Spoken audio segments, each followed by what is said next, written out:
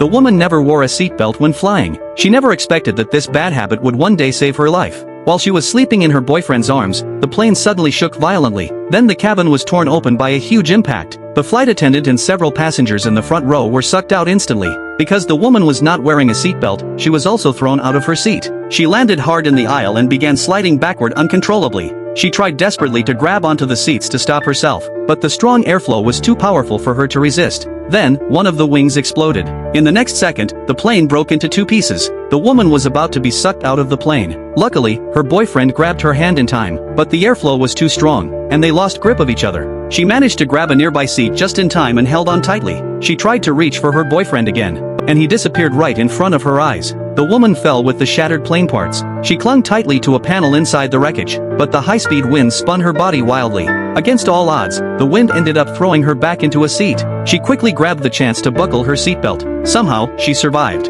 When she woke up again, she was in the middle of a forest, though she was lucky to be alive. A piece of metal had pierced through her lower leg. She tried to pull it out, but even touching it was extremely painful. To survive, she had to gather all her courage. She screamed in pain but finally pulled the metal out.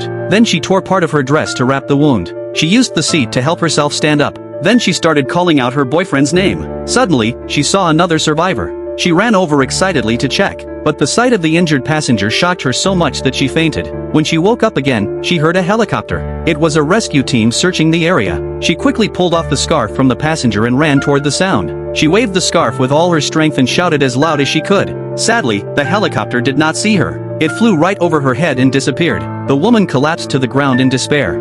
But the woman felt she should not give up so easily, so she decided to return to the cabin first. However, as she got closer, she saw a terrifying scene.